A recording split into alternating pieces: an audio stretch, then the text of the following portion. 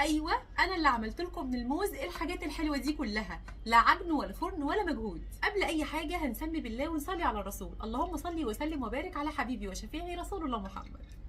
عندك كام موزه؟ حلو قوي، ما تيجي ندلع العيال بيهم. يلا بينا اقول لك هندلعهم ازاي. ده احنا هنعمل بيهم حاجات حلوه قوي.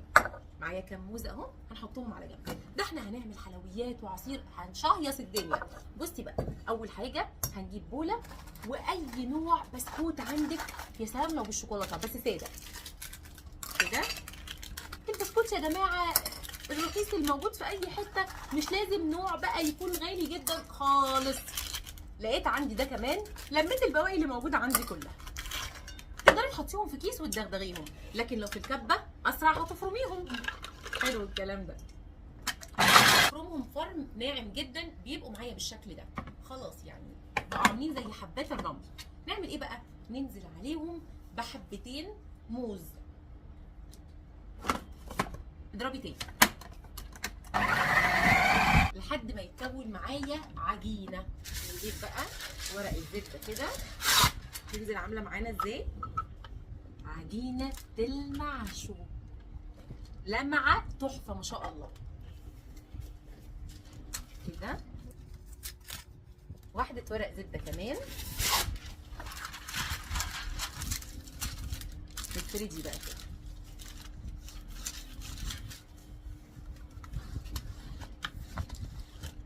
على قد ما تقدري بقى حاولي تفرديها وتحاولي تخليها مستطيل. نحاول نخليها نفس السمك. هنغطيها كده وهنركنها على جنب بالراحه خالص كده، وهنجهز الحشو. والحشوه بسيطه خالص. كريم شانتيه نص كوبايه كده من بودره الكريم شانتيه اللي بسكر، وعليها تلت كوبايه من اللبن الساقع. باكت فانيليا يعلي كده طعم الفانيليا. ولو ولادك بيحبوا جوز الهند ضيفي شويه جوز هند، بتبقى تحفه، بس انا ولادي مش بيحبوه. بنضربها لحد ما توصل للقوام ده. جوز البطه انا عايزه القوام سميك مش خفيف. الحلواني هناخد كده معلقه واحده بس للتزيين عشان نعمل روزيتات حلوه، ممكن معلقه كده. نسمي بالله كده، بسم الله ما شاء الله ولا قوه الا بالله. بقى الكريمه دي ونحشي.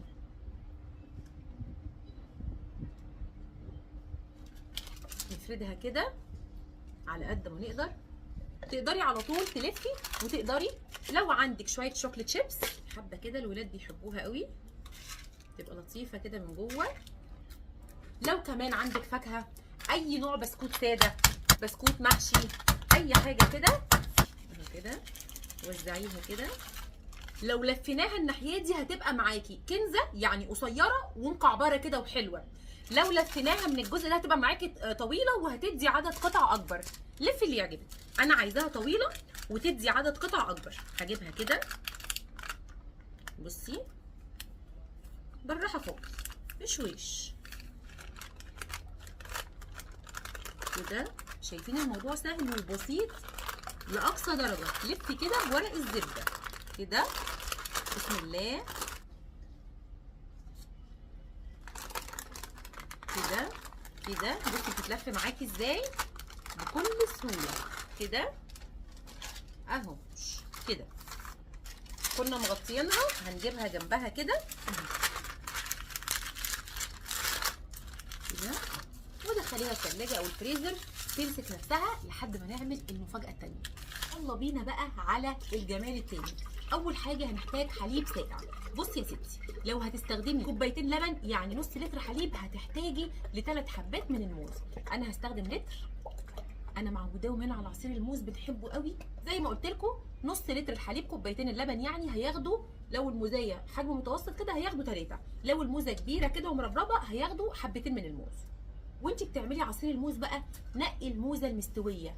بصي اللي هم مش هيرضوا ياكلوها اعصريها لهم. يعني بصي انا ولادي لما بيلاقوا الموزه فيها اللون ده مش بياكلوها على طول، بقى تعصريها. اي موزه مستويه مش هتقول معاكي لا، شايفه؟ بالعكس ده طعمها هيبقى مسكر قوي. وطبعا احنا قايلين ايه؟ اي عصير فيه حليب لازم نضيف فانيليا، اي عصير فيه لبن لازم نضيف فانيليا. باكت فانيليا. وبصي بقى، عايزه تحلي بسكر هيبقى زي الفل. لو عندك عسل هيعلي القيمه الغذائيه وهيخلي طعمه حلو قوي وهيخليه مفيد قوي قوي قوي للولاد. انا ولادي ما بيرضوش ياكلوا العسل، فبحاول على قد ما اقدر استخدمه في العصاير. ولو عايزه تضيفي معلقه من بودره الكريم شانتيه بتبقى حلوه قوي، مش عايزه ولا يهمك. بص انا عايزه اقول لك حاجه، اللي عندك في الظرف استخدميه. عندك حاجه كده معلقه عسل نحل كده، والله فوائد للولاد. بصي بقى لو هتشربي منه على طول تمام، لكن لو هتشيلي منه شويه في الثلاجه ليه طريقه معينه في الحفظ. ازاي بقى؟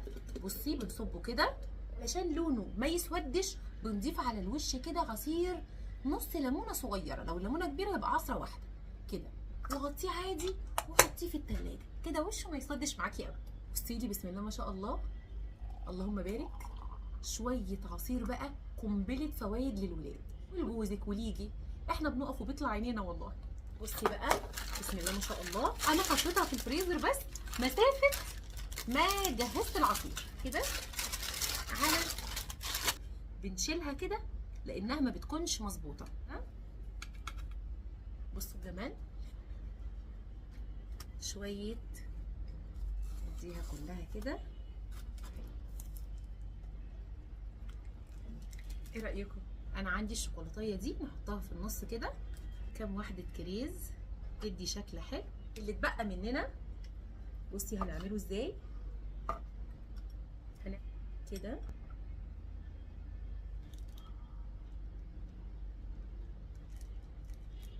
سبرينجلز كده للتزيين، تضيفوا شويه سبرينجلز كده للتزيين.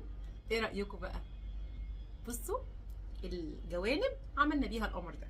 عايزه اوريكم بقى القطعه بناخدها كده كده.